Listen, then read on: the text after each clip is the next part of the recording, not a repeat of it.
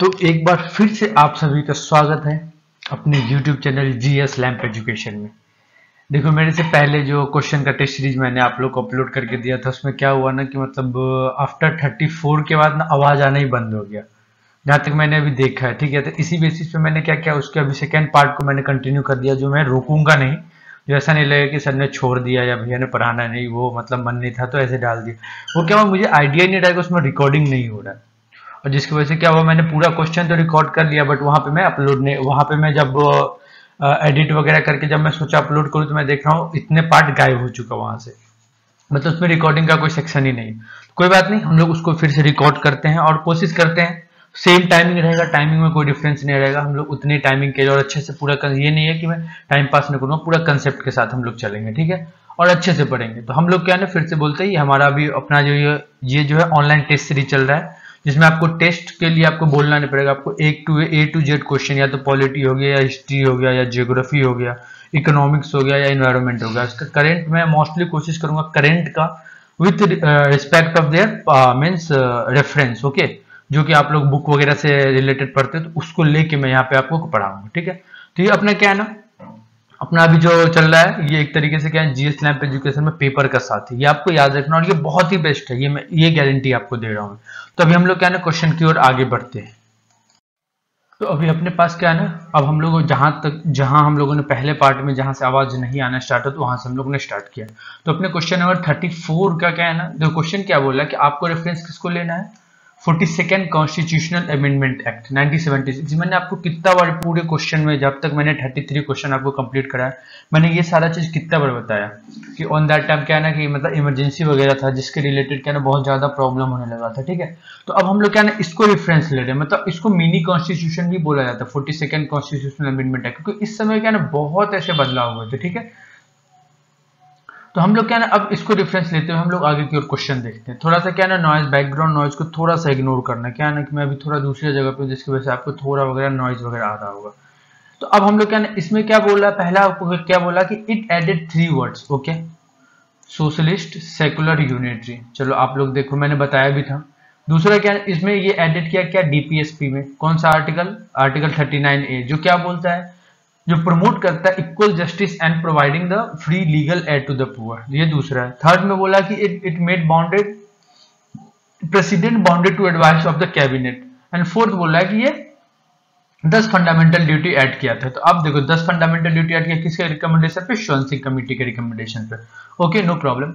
अब हम लोग क्या ना, इसके रेफरेंस में पूछा इनकरेक्ट कौन सा है, ये आपको बताना है। ठीक है, तो हम लोग को ये दो चीज याद रख लेना कि क्या स्टेटमेंट में क्या पूछ रहा है। और ये भी अब इसमें क्या ना 1 2 नहीं हो सकता, लिख दे 1 पेयर सही है, इनकरेक्ट है, 2 पेयर इनकरेक्ट है, 3 पेयर इनकरेक्ट है, या 4 या 1 पेयर मतलब चारों के चारों पेयर गलत है। तो ये आपको अब कंसेप्ट के अनुसार काम चलना पड़ेगा। ठीक है, तो अब क्या इसमें बोल दिया, तो देखो 42nd कॉन्स्टिट्यूशनल अमेंडमेंट में एक्ट में जो सबसे पहला बोला 3 वर्ड, तो देखो 3 वर्ड तो ऐड हुए थे, बट यहाँ पे on the behalf of unity the word here use is integrity. Okay, तो वी जस्ट नो दैट कि हम लोग को ये समझना चाहिए कि 42nd कॉन्स्टिट्यूशनल अमेंडमेंट एक्ट में 3 जो नए वर्ड यूज हुए थे, socialist, secular and integrity. Unity कहीं पे भी नहीं था।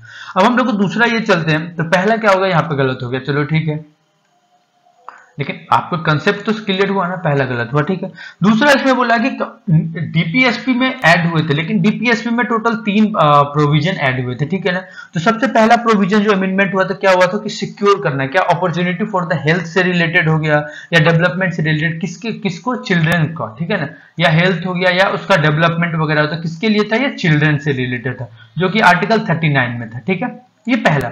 इसी के अंदर में आर्टिकल 39A, तो देखो ये आपको याद रखना, जो 39A हो गया, या कोई भी चीज जो लास्ट में ए लगता है, तो they are called, that's called amendment. Okay, जिसमें कुछ संशोधन करके बनाया गया, तो आर्टिकल 39 में आपको पता चलेगा। फिर आर्टिकल 39A में क्या बोला गया कि जो प्रमोट करना है कि equal justice and providing the free legal aid to the poor. Okay, ये आपको पता होना चाहिए। दूसरा चीज ये था, तो ये आर्टिकल 39A में आ गया था। तीसरा इसमें क्या ऐड हुआ था कि ये हमको क्या करना, पार्टिसिपेशन, जो वर्कर वगैरह हो गया, जो इंडस्ट्रियलिस्ट वगैरह हो, जो इंडस्ट्री वगैरह में जो मैनेजमेंट से रिलेटेड वर्कर वगैरह जो काम करता, उसके सिक्योर के लिए जो स्टेप उठाया गया था डीपीएसपी में, जो कि 43A के तहत आया हुआ था। और लास्ट इसमें क्या दिया गया था कि सेफ गार्ड करने के लिए, जैसे एनवायरमेंट वगैरह हो गया, सेफ फॉरेस्ट हो गया या वाइल्ड लाइफ हो गया, उसके सेफ गार्ड के लिए यहाँ पे जो आर्टिकल 48A, ये आपको याद रखना, ये डीपीएसपी में एड ऑन किया गया था, ठीक है। आर्टिकल 48, इसमें एनवायरमेंट वगैरह भी आ जाता है।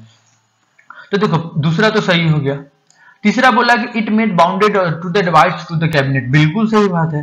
तीसरा इसमें ये बोला कि जो एडवाइस दिया गया था, क्या ये मतलब प्रेसिडेंट बाउंडेड, जो president bound to advice to the cabinet, बिल्कुल सही है।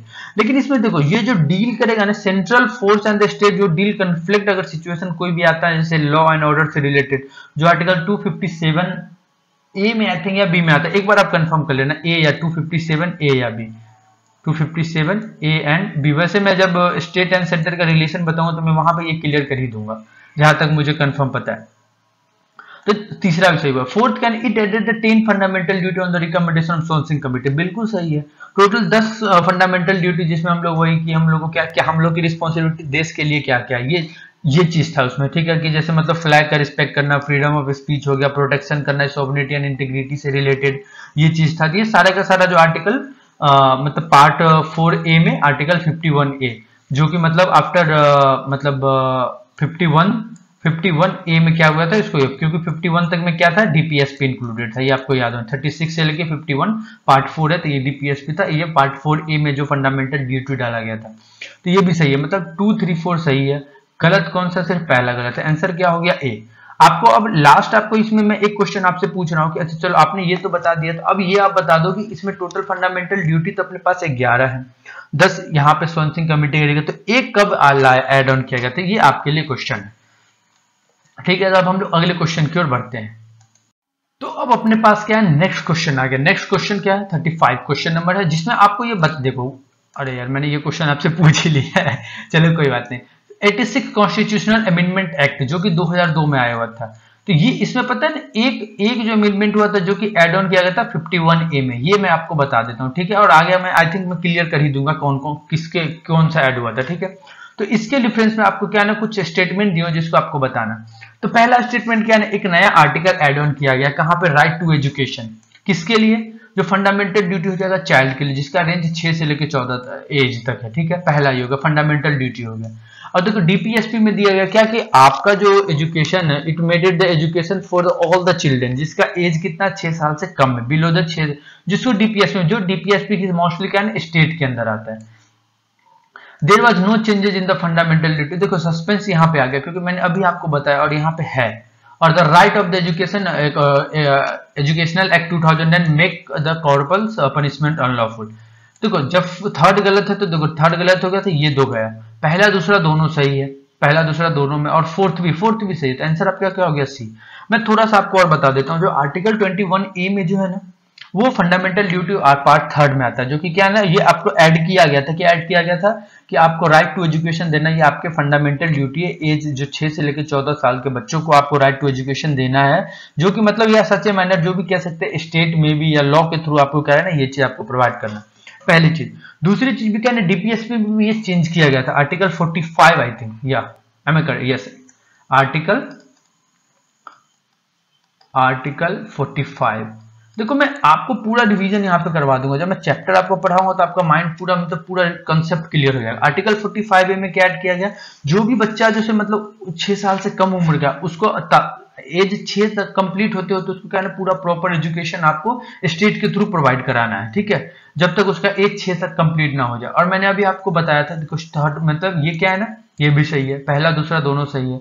अब हम लोग क्या है ना, आंसर तो पता चल गया। लेकिन देखो एक 86 कॉन्स्टिट्यूशनल अमेंडमेंट एक्ट में जो है ना 2006 में ना एक और अमेंडमेंट चेंज हुआ था, जो फंडामेंटल ड्यूटी में एड ऑन किया गया था, जो मैंने आपको बताया था कि जो भी पेरेंट्स और जो गार्जियन है, ठीक है ना, सीधी सी बात उसमें ये बोला गया कि जो पेरेंट्स और गार्जियन है उनको क्या है ना, वो उनको प्रोवाइड कराया जाएगा, अपॉर्चुनिटी दिया जाएगा कि उसके चिल्ड्रंस वगैरह को क्या है ना, जो फ्री एंड फेयर जो एजुकेशन वगैरह क्या है ना, उसको प्रोवाइड कराया जाए, किसके बीच में, 6 से लेके 14 साल के बीच का जो एज होगा उसमें। ये भी एड ऑन किया गया किसमें, 51 ए में, जो कि एक और अमेंडमेंट जो एड ऑन हुआ था, जो टोटल अभी भी फंडामेंटल ड्यूटी कितने 11 है, ठीक है। और अभी मैंने आपको लास्ट वाला बताया कि हाँ एजुकेशन से रिलेटेड भी एक ऑन यहाँ पे ये सॉरी ये है मेक ए कॉर्पस पनिशमेंट, ये चीज है, ठीक है, जो कि मतलब ये कह सकते हैं आप, इसमें हम क्या कह सकते हैं, हाँ ये यहाँ पे ये चीज है, ठीक है। इसमें कुछ कह नहीं सकते, इसमें ये मेरे कहने का मतलब था कि जो भी जैसे बोर्ड वगैरह होता था, जैसे मैं ये कहना चाह रहा था कि जैसे बोर्ड वगैरह है तो चाइल्ड को क्या है ना वो पुट नहीं किया जाएगा through any exam, not even the class या 8th का हो गया या 5th का रिलेटेड बोर्ड वगैरह एग्जाम, उसके रिलेटेड उसको क्या है ना ये चीज नहीं बोला जाएगा कि आपको कंपलसरी है या कॉर्पस पनिशमेंट अनलॉफुल है, ठीक है। तो ये आपको क्या है क्वेश्चन नंबर 4 ये भी आपका सही है, तो फर्स्ट सेकंड एंड फोर्थ ये चीज है। अब हम लोग नेक्स्ट क्वेश्चन पे चलते हैं। ये भी बहुत सिंपल है, ये मैंने आपको पढ़ाया भी, अगर आपने सही से एक बार आपने मतलब मेरा पीछे का पूरा क्वेश्चन अगर देखा होगा तो ये बोला कि क्या 4 लैंग्वेज, मैंने सारा चीज आपको कंसेप्ट क्लियर करवाया था। ये कौन से आर्टिकल के तहत, सॉरी कौन से कॉन्स्टिट्यूशनल अमेंडमेंट के तहत क्या ना ये एड ऑन किया गया था, किसमें, हमारे 8 लैंग्वेज में, तो ये आपको पता होना चाहिए, ठीक है। तो आपको बोला गया बोडो, संथाली, मैथिली एंड डोंगली। तो देखो बोडो संथाली पहले हमारे जो बेसिक, अभी हम आपको थोड़ा सा बेसिक मैंने पीछे ही बताया, लेकिन मैं आगे भी आपको कंसेप्ट क्लियर कर रहा हूँ। जो हमारा 8 शेड्यूल है उसमें क्या है ना टोटल पहले जो शुरुआत हुआ था तो टोटल 14 लैंग्वेज थे, फिर धीरे धीरे उसमें क्या है ना कुछ कॉन्स्टिट्यूशनल अमेंडमेंट करके क्या है ना 14 से कितना 22 लैंग्वेज तक कंप्लीट किया गया, जो कि अभी टोटल 8 एड ऑन किया गया। तो आपसे यही पूछ रहा है कि कौन कौन से कॉन्स्टिट्यूशनल अमेंडमेंट के तहत ये टोटल 8 लैंग्वेज हमारे 8 शेड्यूल में एड ऑन किया गया था, जिसमें 4 दिया बोडो, संथाली, मैथिली एंड डोंगरी। तो ये कौन से कॉन्स्टिट्यूशनल अमेंडमेंट के तहत दिया गया था, तो देखो मैं आपको डायरेक्ट आंसर ही बता देता हूँ, 92nd कॉन्स्टिट्यूशनल अमेंडमेंट एक्ट, जो कि 2003 में हुआ था, ये आपको याद रखना। उस समय क्या होता टोटल 4 मतलब बोडो, संथाली, मैथिली एंड डोंगरी, ये टोटल 4 इसमें एड ऑन किए गए थे। तो अब क्या है ना देखो एक चीज समझना, तो और कोई ना कोई होगा, अभी आपने मतलब 92nd तो आपने बताया था, इससे पहले क्या एड ऑन नहीं किया गया था, बिल्कुल एड ऑन किया गया था। एक ऐसा आर्टिकल सॉरी एक ऐसा अमेंडमेंट है जिसमें सिंगल एक ऐड हुआ था, और एक अमेंडमेंट ऐसा था जिसमें टोटल 3 ऐड ऑन हुआ था। तो 71st कॉन्स्टिट्यूशनल अमेंडमेंट एक्ट के तहत, 71st कॉन्स्टिट्यूशनल अमेंडमेंट एक्ट के तहत तो टोटल 3 लैंग्वेज ऐड किए गए थे, ठीक है। जिसमें कौन कौन से थे 3 लैंग्वेज में, एक थे कोंकणी, मणिपुरी एंड नेपाली। ये आपको पूरा याद रखना, कौन सा, Konkani, Manipuri and Nepali, these are the 3 language which that has been added in the 71st constitutional amendment act, okay. और आपको ये याद रखना कि अच्छा मैंने अभी आपसे बोला एक और लैंग्वेज था जो कि सिर्फ एक कॉन्स्टिट्यूशनल अमेंडमेंट एक्ट था उसमें सिर्फ एक ही एड ऑन किया था, वो आपको बताना है, ठीक है। तो 92nd कॉन्स्टिट्यूशन ये आपके लिए आंसर के लिए था। अब देखो 52nd कॉन्स्टिट्यूशनल अमेंडमेंट एक्ट मैंने पीछे ही बताया था, एंटी डिफेक्शन लॉ से रिलेटेड, जो 1985 में ये चीज अमेंडमेंट किया गया था, जिसमें क्या अमेंडमेंट किया गया था कि अगर कोई भी पार्लियामेंट का मेंबर को क्या ना हम लोग डिस्क्वालीफाई कर सकते हैं अगर वो किसी मिसबिहेव वगैरह, या मिसबिहेव इन द सेंस कह सकते हैं कि मतलब एंटी डिफेक्शन लॉ या स्टेट जो भी है उससे रिलेटेड अगर वो कोई मिसबिहेव पाया जाता है, तो एंटी डिफेक्शन लॉ मतलब दल बदल नेता कानून वगैरह था, इसको कह सकते हैं दल बदल कानून को रोकने, दल बदल को रोकने के लिए कानून बनाया गया था, जिसको किस में एड ऑन किया गया था, 10th शेड्यूल में एड ऑन किया था, जो एंटी डिफेक्शन लॉ भी कहा जाता है, ये आपको याद होना चाहिए। तो ये 52nd constitutional amendment act. 69 constitutional amendment act हमें क्या बोलता है, 69 कॉन्स्टिट्यूशनल अमेंडमेंट एक्ट हमें ये बोलता है जो स्पेशल स्टेटस दिया गया था द यूनियन टेरिटरी, किसको, दिल्ली को, जिसको नेशनल कैपिटल टेरिटरी या एनसीटी भी जो बोला जाता है, ठीक है। उसमें क्या दिया गया था कि जो मतलब उसमें ये दिया गया था, क्रिएशन किया गया था 70 मेंबर की अमेंडमेंट मेंबर की लेजिस्लेटिव असेंबली रहेगी, और दिल्ली में 7 क्या रहेगा अपने पास में, council of the member of the Delhi रहेगा। तो ये चीज इसमें अमेंडमेंट कब किया गया था, 69 कॉन्स्टिट्यूशनल अमेंडमेंट एक्ट है। 99 कॉन्स्टिट्यूशनल अमेंडमेंट एक्ट था किसके लिए, कॉलोनियल सिस्टम, और जब एनजेएसी के लिए ये था, जो कि आई थिंक 2014 के आसपास में ये चीज आया हुआ था, 99 कॉन्स्टिट्यूशनल अमेंडमेंट एक्ट। तो ये जब मैं और डिक्लेयर आपको क्लियर करूंगा जब मैं सुप्रीम कोर्ट आपको पढ़ाऊंगा, मैं बता रहा हूँ ना कि अगर वो आपने एक बार देख लिया ना वो टॉपिक, तो फिर आपको क्या ना झांसू मतलब पूरा एकदम झक्कास आपको लगेगा कि हाँ यार यही तो बस चाहिए ही था, ये गारंटी बता रहा हूँ। तो क्या ना पहला सही है, तो सिर्फ एक ही सही है, तो ए आंसर कर देंगे। अब हम लोग क्या ना 37 क्वेश्चन की ओर चलते हैं। अब इसमें वही देखो, अभी मैंने ये सारा चीज आपको पीछे वाले में बताया, 104 कॉन्स्टिट्यूशनल अमेंडमेंट एक्ट 2020 में किससे रिलेटेड था, ये मैंने आपको पूरा क्लियर करके बताया हुआ था। अगर आपने थोड़ा सा भी सही से पढ़ा था तो आप मुझे आंसर इसका दे दोगे। आप थोड़ा सा आप सोचो किससे रिलेटेड था 104 कॉन्स्टिट्यूशनल अमेंडमेंट एक्ट, अगर ये किससे रिलेटेड था यही बता दो, नहीं तो आंसर क्या बोला ये भी देख लेना। Which of the statement are given incorrect, incorrect पूछ रहा है। मैंने आपको पहले ही बताया कि एनसीबीसी जो national commission for the backward classes था ये नहीं था, ये मैंने आपको शुरू में ही क्लियर किया हुआ था। अगर आपने मेरे मतलब मैं जब पढ़ा रहा था आपने सही से देखा होगा, ये नहीं था। क्योंकि देखो 104 में तो क्या क्या था कि जो मतलब एंग्लो इंडियंस वगैरह था उसके रिलेटेड क्या हो गया था, उसको सीज कर लिया था, उनका जो रिजर्वेशन था उसको सीज कर लिया था, बिल्कुल सही है। 10 साल जो schedule tribe and schedule caste का जो रिजर्वेशन ऑफ द सीट था उसको एक्सटेंड कर दिया गया 10 साल के लिए, बिल्कुल सही है। रेक्टिफिकेशन किया गया था, जो अमेंडमेंट होगा 104 में, या तो वो लेजिस्लेटिव से more than half of the state of resolution जो फेडरल स्टेट है उसके रिलेटेड था, जिसमें अगर मान लो कोई भी अमेंडमेंट जो आर्टिकल 368 के तहत अगर आता है तो स्पेशल मेजोरिटी के साथ बोथ हाउस के साथ पास तो होगा ही होगा, पहली चीज। दूसरी चीज क्या होगा इसमें, रेक्टिफिकेशन अगर by the more than half, मतलब अगर रेक्टिफिकेशन करता है तो more than half of the state इसमें क्या होगा, रिजोल्यूशन लेगा, तो ये भी बिल्कुल सही है। अब हम लोग क्या एनसीबीसी मैंने आपको बताया था, national commission for backward classes 102 article के तहत आता है, तो इसमें कुछ था नहीं 102 आर्टिकल के तहत, 102 अमेंडमेंट एक्ट के तहत इसको एड ऑन किया गया था, इसीलिए 4 को गलत है, तो आंसर क्या हो गया बी। ये 104 कॉन्स्टिट्यूशन अमेंडमेंट एक्ट के तहत एड ऑन किया गया था, जो मैंने आपको पहले भी चैप्टर पहले भी क्वेश्चंस में मैंने आपको ये क्लियर करवाया हुआ था। अब हम लोग चलते हैं क्वेश्चन नंबर 38।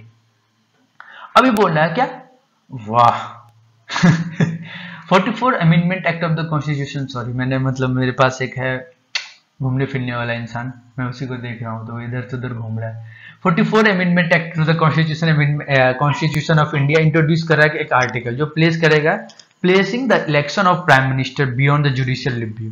ये कैसे पॉसिबल है यार, चलो आगे देखते हैं। Supreme Court of India struck down 99 constitution amendment act of India belong violated of the independency of the judiciary and the 24 constitution amendment act India made it president bound by the advice of the cabinet.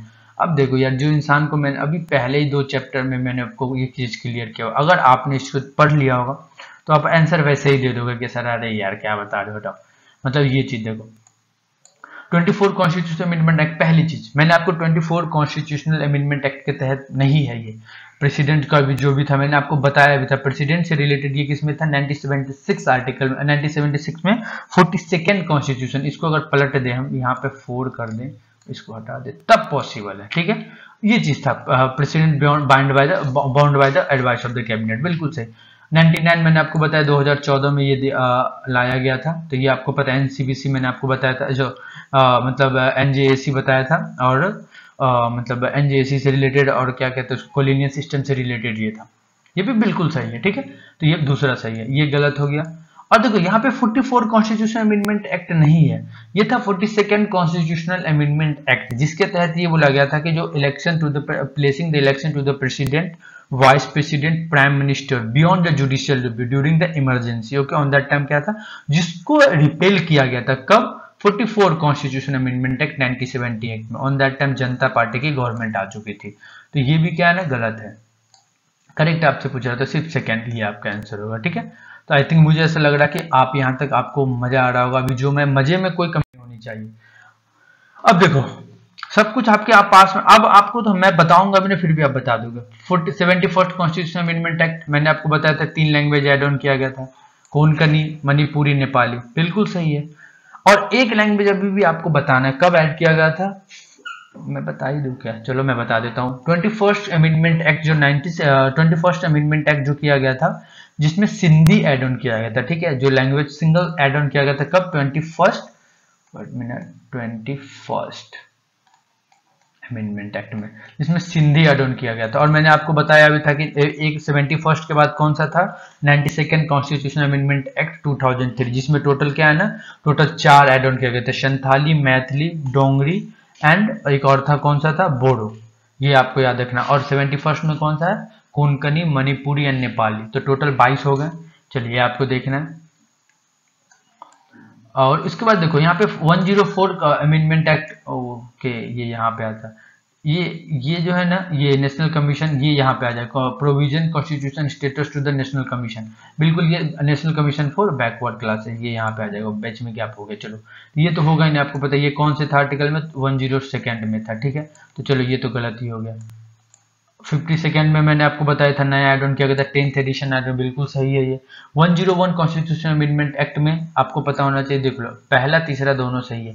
101 में बिल्कुल GST से related यहाँ पे बात हो रही है, GST यहाँ पे आया ही आया था, तो ये आपको पता होना चाहिए, ठीक है। और मुझे ऐसा लग रहा है कि आपको ये चीज पता होगा, नया टैक्स को 2016 में क्या है ना 101 अमेंडमेंट एक्ट के तहत इसको ऐड ऑन किया गया था, ठीक है। उसके बाद क्या है ना जो अमेंडमेंट जो इंसर्ट किया था, कौन सा नया आर्टिकल 279A के तहत यहाँ पे एक नया आर्टिकल ऐड ऑन किया गया था, ठीक है। और प्रेसिडेंट जो था ना टू द कॉन्स्टिट्यूट किसके, जीएसटी काउंसिल, ठीक है, बाय एन ऑर्डर। तो ये आपको याद होना चाहिए, ठीक है। तो बिल्कुल मुझे ऐसा लग रहा है कि आपको ये तीनों आंसर सही है। अब हम लोग नेक्स्ट क्वेश्चन की ओर, तो अपने पास क्या है ना क्वेश्चन नंबर 14 है। दो क्वेश्चन नंबर 14 में कुछ भी नहीं कह रहा, क्या स्टेटमेंट रिगार्ड करना प्रोसीजर ऑफ अमेंडमेंट आर्टिकल 368। तो अब इसके रिलेटेड आपको पढ़ना है, क्या बोला कि अगर कोई अमेंडमेंट है, एन अमेंडमेंट जो भी है या संशोधन जो भी होता है कॉन्स्टिट्यूशन में, दे can be initiated only by the president, okay, बिल्कुल सर ठीक है। In the case of a disargumented between the two houses, there is a provisions for holding a joint sitting for the passage of amendment bill. चलो इस पे हम लोग थोड़ा सा डिस्कशन करेंगे। The president cannot reject the amendment bill parliament passed by the parliament. बिल्कुल सही है। अब देखो थोड़ा सा मैं इस पे ओवरव्यू दे देता हूँ। इसमें क्या ना जो पहला स्टेटमेंट क्या था, amendment of the constitution they can be initiated only by the parliament. देखो only by the introducing the bill, okay, introduce अगर कोई भी बिल करते हैं by the purpose either in the house of the parliament, ठीक है, ये याद रख लेना। कोई भी बिल वगैरह पास करते हैं तो क्या है ना पर्पस जो भी होता है वो either house of the parliament ही करते हैं, ना कि किसी स्टेट लेजिस्लेटर के थ्रू नहीं करते, ठीक है। अगर हमने मान लो कि ये बिल अगर किसी से रिलेटेड या तो प्राइवेट मेंबर हो या क्या ना बिल अगर किसी मिनिस्टर से रिलेटेड, ठीक है ना, उस समय क्या ना उस समय ये बोला जाता है उस समय प्रायर परमिशन लेने की जरूरत नहीं पड़ती है, किनकी, प्रेसिडेंट साहिब की या साहिबा की, ठीक है। तो ये बोला कि इसमें ना on that time it's not recommend, it's not necessary to take the private permission from the president, okay, ये आपको पता होना चाहिए। दूसरा चलते हैं क्या, in the case of a disagreement between the दो हाउस, अगर मान लो दो हाउस के बीच में डिसआर्गुमेंट हो रहा है तो बिल अगर मान लो पास हो गया, मैं आपको ये बता रहा हूँ बिल अगर पास हो जाता है तो पहला चीज क्या है यहाँ पे सही है, ठीक है, पहला यहाँ पे क्या है ना ये सही है। अब हम लोग क्या करते हैं, 1 मिनट, इसमें क्या होता है ना जो मैं इसमें ये बताने की कोशिश कर रहा हूँ कि अगर मान लो आप किसी भी केस, अगर कोई भी, एक मिनट, ये आर्ग्यूमेंट से पहले मैं थोड़ा सा इसमें थोड़ा सा आपको मैं कंसेप्ट थोड़ा सा बता दूं, फिर आगे हम लोग आर्ग्यूमेंट। अगर मान लो कोई भी बिल वगैरह अगर जिससे मान लो कोई भी बिल अगर किसी भी इच हाउस में अगर एक स्पेशल मेजोरिटी से पास होता है, मतलब क्या होगा 50% से मोर देन से वो क्या होता है पास होता है, ठीक है। अगर मान लो वो होता है ऑन दैट टाइम क्या होता है, अगर मान लो कि टोटल जैसे total member of the house of the parliament जिसे भी हम कहते हैं, जैसे टोटल मेंबर अगर ये हमारे पास पार्लियामेंट है तो total member of house of the parliament majority क्या होता है 2/3 जो मेजोरिटी ऑफ द मेंबर होता है ना हर एक जो भी प्रेजेंट है वो वोटिंग करता है। तो अगर मान लो इच हाउस से अगर मान लो कि बिल पास हो गया सेपरेटली तो ऑन दैट टाइम क्या होता है इन केस, अब यहाँ पे देखो उस समय में क्या होता है अगर डिसआर्गुमेंट होता है दो हाउस के बीच में तो ये कोई प्रोविजन नहीं है यहाँ पे, ठीक है, there is no any provision to means for holding a joint sitting of the two house, ठीक है, या किसी भी पर्पस से रिलेशन, या अगर मान बोल सकते हो डिलिब्रेशन से रिलेटेड या मतलब पैसेज ऑफ द बिल जिससे रिलेटेड है, ये नहीं, यहाँ पे क्या है ना नॉट प्रोविजन, ऐसा कोई प्रोविजन अगर एक हाउस से वो पास हो जाता है तो कोई भी डिसआर्गुमेंट नहीं हो सकता, तो ये गलत हो गया। प्रेसिडेंट कैन नॉट रिजेक्ट, देखो प्रेसिडेंट कैन नॉट रिजेक्ट बिल्कुल सही है। प्रेसिडेंट क्या करेगा अपना उस पर क्या करेगा, या तो एसेंट देगा या उसको क्या बोलेगा कि वो उसको होल्ड पे नहीं रख सकता है, रिजेक्ट या होल्ड नहीं कर सकता, उस पर अपना कुछ प्रस्ताव देना सकता है रिकंसिडरेशन वगैरह से रिलेटेड तो देगा, या अगर मान लो प्रेसिडेंट उसको क्या करेगा एसेंट से देने के लिए आफ्टर अगर मान लो जैसे मान लो अगर वो रिकंसिडरेशन हो गया मतलब उसमें थोड़ा चेक वगैरह हो गया तो क्या करेगा प्रेसिडेंट उसको पास करवा देगा। सीधी सी बात है कि प्रेसिडेंट के पास ये नहीं है कि उसको क्या करेगा रिजेक्ट कर देगा अमेंडमेंट को अगर जो पार्लियामेंट से पास हो चुका है, ठीक है, बिल्कुल सही है। तो पहला और तीसरा देख लो क्वेश्चन नंबर डी, तो ये इसमें कुछ भी नहीं था, अमेंडमेंट से रिलेटेड थोड़ा सा यहाँ पे बातें। क्वेश्चन नंबर 41 में सीधी सी बात है सिंपल मेजोरिटी मैंने आपको पूरा बताया हुआ था, आपको ये पता होना चाहिए। अगर मान लो सिंपल मेजोरिटी लेते हैं कौन सी अमेंडमेंट जो आर्टिकल 368 से रिलेटेड ये पूछ रहा है, ठीक है, तो पूछ रहा कौन कौन से ऐसी चीज है या कौन कौन से ऐसी वस्तु है जिसमें हम सिंपल मेजोरिटी से मतलब हम उसको पास करवा सकते हैं, ठीक है, प्रोविजन, तो आपसे पूछ रहा है। तो देखो मैं आपको डायरेक्ट बता देता हूँ कि सिंपल प्रोविजन से रिलेटेड अगर आर्टिकल 368 में कुछ भी आपसे पूछ रहा है तो मैं बता देता हूँ क्या ना, एडमिशन वगैरह हो गया, जैसे एस्टेब्लिशमेंट वगैरह, स्टेट वगैरह का जो एस्टेब्लिशमेंट होता है सिंपल मेजोरिटी से पास हो सकता है, अमेंडमेंट कर सकते हैं। तो अगर मान लो कोई भी स्टेट वगैरह हमको फॉर्मेशन करना है या उसको अल्टर करना है किसी भी बाउंड्री को, वो भी हमारे लिए हेल्पफुल है। उसके बाद जैसे मान लो एवोल्यूशन और क्रिएशन होगा लेजिस्लेटिव काउंसिल या किसी भी स्टेट वगैरह में लेजिस्लेटिव काउंसिल वगैरह से रिलेटेड है, तो ये भी बिल्कुल इंपॉर्टेंट है अपने लिए। जैसे मान लो सेकंड शेड्यूल में क्या होता है, मैंने आपको बताया कि इन्वॉल्वमेंट या अलाउंसेस, जो भी प्रोविजंस अलाउंसेस प्रिविलेज जो भी मिलता है, जैसे प्रेसिडेंट हो गया, जजेस को हो गया या गवर्नर्स वगैरह को, वो सेकंड काउंसिल में, सेकंड मतलब सिंपल मेजोरिटी में ही आता है। कोडम अगर मान लो प्रेसिडेंट वगैरह से रिलेटेड है, कोडम इन द प्रेसिडेंट हो गया, सैलरी का या अलाउंसेस वगैरह जो मेंबर का होता है पार्लियामेंट का, वो भी सिंपल मेजोरिटी में ही एड ऑन हो जाता है। इंग्लिश यूज करना है पार्लियामेंट में, वो भी सिंपल लैंग्वेज में ही आ जाता है। तो देखो अपने पास ये भी है, ये भी है, ठीक है। उसके बाद मान लो कि हमें नंबर ऑफ जो भी जजेस वगैरह या सुप्रीम कोर्ट वगैरह से रिलेटेड है, तो उसके बाद सिटीजन को जैसे मान एक्वाइजेशन हो गया या सिटीजन को टर्मिनेशन से रिलेटेड हो गया, ऑफिशियल लैंग्वेज से रिलेटेड अगर जो भी बात हो जाए, तो हमारे पास क्या है ना, ये आपको बताती है यहाँ पे क्या है ना, डीपीएसपी कहीं भी मैंने अभी तक नहीं बताया। ये कुछ बातें थी यहाँ पे इंपॉर्टेंट जो हमें क्या है ना अमेंडमेंट कर सकते हैं किसके, सिंपल मेजोरिटी की मदद से, ठीक है। तो फर्स्ट एंड आपको क्या याद रखना, फर्स्ट एंड थर्ड, ठीक है। ये आपको बस एक बार ये याद रख लेना कि कौन कौन सा सिंपल मेजोरिटी के तहत हम लोग उसको अमेंडमेंट कर सकते हैं, बस सिंपल, और कुछ भी नहीं है उसमें। दूसरा क्या है यहाँ पे बेसिक स्ट्रक्चर, या बिल्कुल बेसिक स्ट्रक्चर आपको मैंने अभी पीछे बताया था, केशवानंद भारती जी का एक केस मैंने आपको जस्ट अभी मतलब बताया था। तो ये बोल रहा है कि with the reference of Indian constitution which of the following are considered as a part of basic structure of the Indian constitution.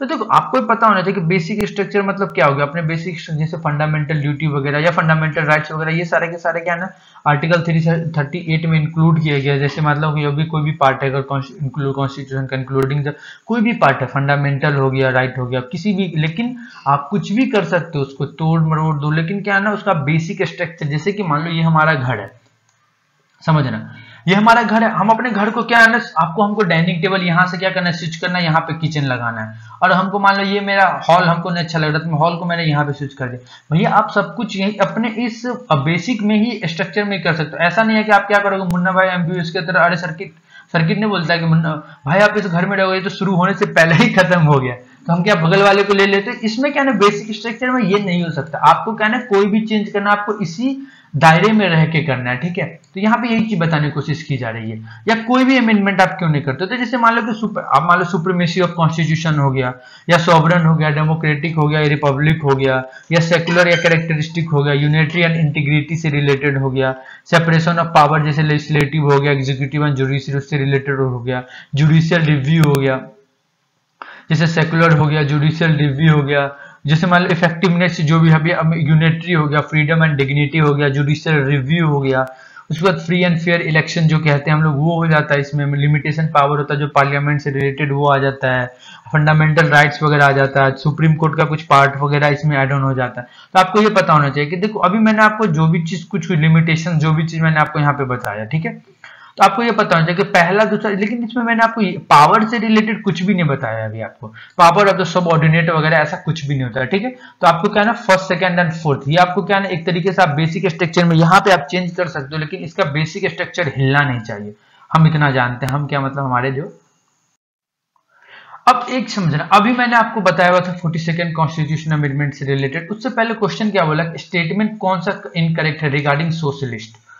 अब आपको क्या है सारा चीज आपको समझना पड़ेगा रिगार्डिंग सोशलिस्ट। तो देखो इवन बिफोर हमें ये याद है कि 42nd कॉन्स्टिट्यूशनल अमेंडमेंट एक्ट के तहत जो सोशलिस्ट वगैरह ये कंटेंट है, ये हमने क्या किया था, ऐड ऑन किया था। इतना आपको याद रहना चाहिए, ठीक है। अगर इतना याद है तो आप क्या है ना पहले पे तो बाजी आप मार ही लिए, ये आपको पता है, पहला आपने बाजी मार लिया। दूसरा हम लोग क्या पढ़ते हैं कि जो इंडियन ब्रांड सोशलिज्म का, ये democratic socialist not state socialism, बिल्कुल सही। जो इंडियन ब्रांड अपने सोशलिज्म का, ये डेमोक्रेटिक सोशलिज्म है, ना कि किसी स्टेट सोशलिज्म से रिलेटेड वो है मतलब। लेकिन ये चीज याद रखना, इसमें क्या है ना नेशनलिज्म मतलब क्या है ना, जैसे प्रोडक्शन हो गया, डिस्ट्रीब्यूशन हो गया, या जो अभी आप लोग मतलब नेशनलाइजेशन वगैरह सारा का सारा इसमें क्या है डेमोक्रेटिक वगैरह हो गया, प्रॉपर जो evolution of the private proper जो भी होता है वो चीज हो गया सोशलिज्म। क्योंकि देखो सोशलिज्म का मतलब ही यही होता है, आप ये याद रखने का फेथ होना चाहिए। सोशलिज्म का मतलब क्या होगा, अगर मान लो ये मेरे पास एक मिक्स्ड इकोनॉमी है, मतलब पब्लिक प्राइवेट का जो इन्वॉल्वमेंट है ना, वो आपको फेथ होना चाहिए। मतलब एक तरीके से क्या है ना, आप जो काम करो उसके रिलेटेड वहां पे वो विश्वास के साथ आपको काम करना है। ऐसा नहीं है कि हम पीठ में छुरा भोग रहे हैं और आपका काम मतलब चल भी रहा है और धीरे धीरे आप लॉस में जा रहे हो और आपका आने वाला जो बगल वाला जो दोस्त है वो प्रॉफिट में जा रहा है। तो यहाँ पे यही चीज बताने की कोशिश, ये बिल्कुल सही बोला, Indian socialism is a blend of the Marxism and Gandhism. तो ये चीज बिल्कुल सही है।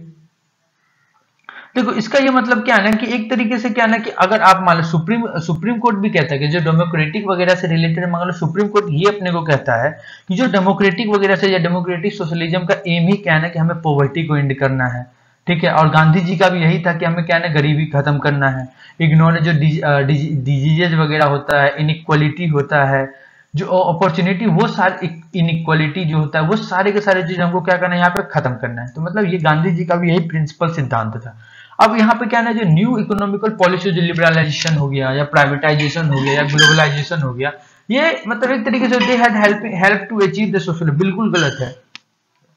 अगर आपने थोड़ा सा भी इकोनॉमिक्स पढ़ा होगा तो आपको ये पता होगा क्या कि जो न्यू इकोनॉमिकल पॉलिसी 1991 में लाया गया था, जो लिबरलाइजेशन हो गया, प्राइवेटाइजेशन हो गया, ग्लोबलाइजेशन हो गया, इसका ये मतलब क्या डाइल्यूट था क्या जो सोशलिस्ट जो क्रेडेंशियल होता है ना इंडियन सोसाइटी से रिलेटेड यहाँ पे था। यहाँ पे ये नहीं बोला था कि आपको क्या ना सोशलिस्ट स्टेट आपको क्या ना यहाँ पे बना, यहाँ सिर्फ इंडियन सोसाइटी से रिलेटेड यहाँ पे बात हुआ था और आपसे इनकरेक्ट भी यहाँ पे पूछ रहा था, ये क्या हो गया, गलत।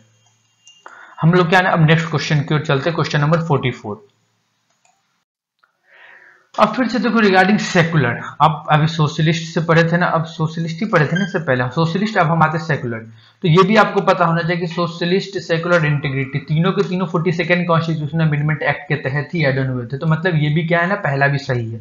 तो पहला क्या होगा, स्टेटमेंट क्या है ना, जो सोशलिस्ट, सेकुलर एंड इंटीग्रिटी ये तीनों इसमें एड ऑन हुए थे, तो मतलब पहला सही हो गया। दूसरा, जो Indian constitution embody the negative concept of secularism, बिल्कुल गलत बोल रहा है। नेगेटिव कॉन्स्टिट्यूशन कभी ले ही नहीं सकते हम लोग। नेगेटिव क्या है, हमारे पास क्या है, सभी कंट्री, हमारे भारत में क्या है ना कि हर एक अलग अलग डिफरेंट टाइप के क्या रिलीजन है, ठीक है ना। तो हम लोग उसमें क्या है ना पॉजिटिव कंसेप्ट ऑफ सेकुलरिज्म ले भी सकते हैं, लेकिन नेगेटिव मतलब कैसे नेगेटिव कंसेप्ट ऑफ सेकुलरिज्म हम लोग इसलिए नहीं ले सकते क्योंकि हमारे देश में क्या है ना, इंडिया, क्योंकि तो हम लोग क्या है ना किसी रिलीजन को फॉलो नहीं करते, हम लोग कॉन्स्टिट्यूशन को फॉलो करते हैं। ये हम नहीं कहते कि हम हिंदू के रिलीजन को फॉलो करेंगे या मुस्लिम या सिख या ईसाई, किसी भी रिलीजन को फॉलो। हाँ, हमारे भारत में आप सभी रिलीजन बराबरी फॉलो करो, कोई प्रॉब्लम नहीं, लेकिन हम स्पेशली किसी रिलीजन को फॉलो नहीं कर सकते हैं, ठीक है। ये हमारे देश बोलता है, हमारे देश का कहने का सिद्धांत ये है कि सब हमारा लिए बराबरी छो, ठीक हो। यहाँ पे ये बताने की कोशिश की जा रही है। तो देखो सेकेंड तो एनाहिते गलती भ गेलै, गलत भ गेलै। हम बुझे छियै कि हमर देश जे छै ऐसा नहीं छै कि हम नेगेटिव चीज लऽ के कथी करबै, काम करबै, ठीक है। तो हम लोग सब यहाँ के पता चल गया, सेकेंड गलत भ गेल, तो देखियो सी गलत भ गेल, डी गलत भ गेल, पहला तो ठीक ही है। तो मान लियो पहला तो अहाँके आंसर, अभी रुक जाओ, 2 आंसर बचल है।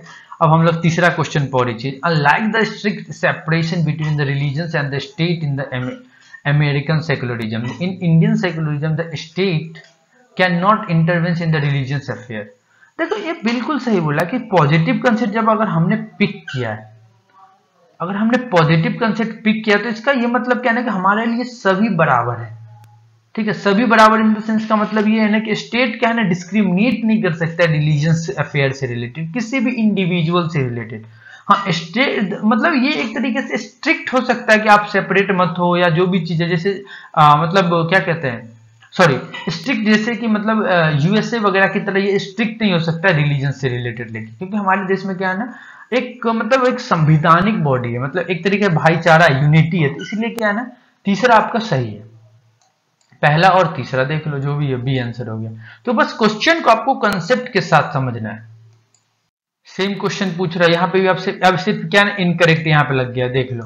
विच of the following statement is incorrect regarding the Indian secularism. अब आपसे पूछ रहा है कि कौन सा यहाँ पे इनकरेक्ट है। तो सीधी सी बात है, अगर आपको पता होगा कि देखो हम लोग क्या है ना, अब हम लोग को याद हो गया कि one religion does not dominated another, बिल्कुल सही है। Some member do not dominated other member, बिल्कुल सही है।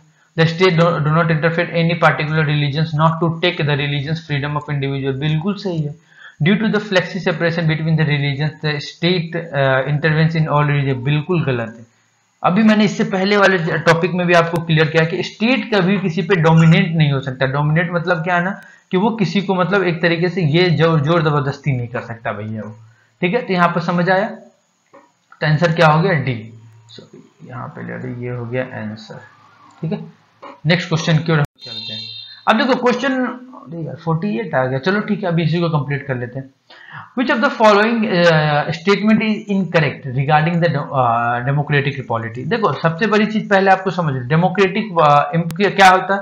जो हमारा कॉन्स्टिट्यूशन असेंबली है, ठीक है, पहले समझ रहे, जो कॉन्स्टिट्यूशन ऑफ इंडिया जो स्टेब्लिश किया गया था फ्रॉम ऑफ आवर, जो हमारे कॉन्स्टिट्यूशन से, उसमें क्या बोला था कि जो the peoples express in the an election. अगर कोई भी ऑथोरिटी फॉर्म अगर आपको बनाता है, पीपुल्स क्या करेगा? उसको एक्सप्रेस करेगा इलेक्शन में। क्योंकि देखो डेमोक्रेटिक दिया ही इसलिए गया था कि अगर मान लो कहीं भी कोई प्रॉब्लम होता है, अगर मान लो किसी ने हमने किसी को एमएलए बनाया और आफ्टर बनने के बाद वो क्या अपना रुतबा दिखाने लगा, तो उनके पास सिर्फ 5 साल ही है। आफ्टर 5 ईयर क्या होगा? जो बॉल किसके पाले में आ जाएगा? पीपुल्स के पाले में। ये किसके भी यहाँ पे डेमोक्रेटिक या जो कॉन्स्टिट्यूशन बना उसके रिलेटेड ही हम लोग ऐसा कर पा रहे हैं। ठीक है, तो ये बिल्कुल पहला तो सही है, आपसे इनकरेक्ट पूछ रहा है।